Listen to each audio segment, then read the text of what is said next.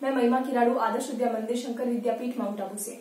बच्चों, आज हम 7th और 8th इन क्लास के लिए वाक्य के भेद पढ़ेंगे। वाक्य के भेद के जो आधार है आज हम उनके बारे में बताएंगे। ठीक है, तो बच्चों वाक्य हमने पिछले वीडियो में पढ़ा। वाक्य क्या होता है? वाक्य होता है शब्दों का सार्थक समूह, उसे हम कहते हैं वाक्य। और वाक्य के जो अंग होते हैं उनको पढ़ा था कि वाक्य में उद्देश्य और विधेय 2 अंग होते हैं। आज हम उसको आगे देखेंगे। तो चलिए हम शुरू करते हैं। हम वाक्य को वाक्य के जो भेद होते हैं उसे हम कितने आधार पर विभक्त करते हैं, तो उनको हम 2 आधारों पर विभक्त करते हैं। पहला कौन सा होता है? रचना के आधार पर, और दूसरा होता है अर्थ के आधार पर। अर्थ के आधार पर जो भेद होते हैं बच्चों, उनको हम नेक्स्ट वीडियो में पढ़ेंगे। इस वीडियो में हम रचना के आधार पर जो वाक्य के भेद किए जाते हैं हम उनको एक बार समझते हैं। अब रचना के आधार पर वाक्य के जो भेद होते हैं वो बच्चों 3 प्रकार से किए जाते हैं। तो उसका वर्गीकरण का किस प्रकार से उसमें वर्गीकरण किया जाता है इसको समझते हैं। तो सबसे पहला है सरल वाक्य।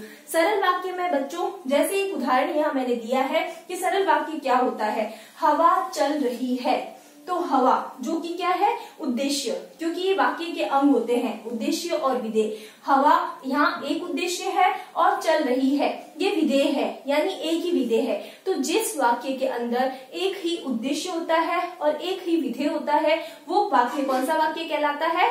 सरल वाक्य कहलाता है। और ये जो वर्गीकरण है बच्चों ये रचना के आधार पर है, यानी इसकी बनावट के आधार पर।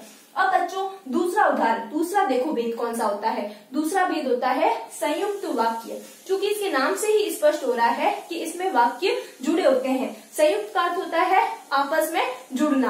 अब ये किससे जुड़े होते हैं? तो बच्चों जो छोटे वाक्य होते हैं या उपवाक्य होते हैं, और ये वाक्य अगर योजक शब्दों के द्वारा जोड़े जाते हैं, और योजक शब्द कौन से होते हैं? और, अथवा, या, इनको कहते हैं योजक शब्द।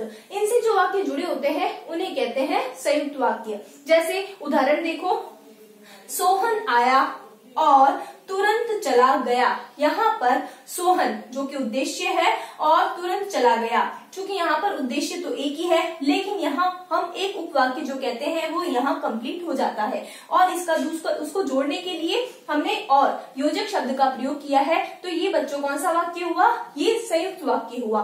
तीसरा देखो बच्चों, जो कि इस रचना के आधार पर वाक्य का भेद होता है, मिश्र वाक्य। इसे मिश्रित वाक्य भी कहा जाता है। मिश्रित वाक्य में बच्चों क्या होता है? मिश्रित वाक्य में एक उपवाक्य होता है और बाकी उसके ऊपर आश्रित वाक्य होते हैं। यानी अगर उसका उपवाक्य नहीं है तो उसके आश्रित वाक्य नहीं होंगे। यानी यहाँ देखो बच्चों उदाहरण, जो परिश्रम करेगा वही सफल होगा। यहाँ पर एक वाक्य के ऊपर बाकी वाक्य उसके आश्रित वाक्य होते हैं। तो यहाँ जो, यानी यहाँ पर परिश्रम करने वाला ही सफल होगा। यहाँ सफलता किस पर निर्भर है? परिश्रम के ऊपर निर्भर है। अतः ये कौन सा वाक्य हुआ? तो जहाँ पर भी जो, सो, यदि, जो कि, इनसे जो भी शब्द वाक्य प्रारंभ होते हैं उन्हें हम मिश्रित वाक्य कहते हैं। तो इस प्रकार बच्चों रचना के आधार पर हम वाक्य को 3 भेदों में बांटते हैं, सरल वाक्य, संयुक्त वाक्य और मिश्रित वाक्य। और इनके एग्जाम्पल मैंने आपको इनके द्वारा समझा दिए हैं। आगे वाले वीडियो में हम अर्थ के आधार पर वाक्य भेद पढ़ेंगे। धन्यवाद।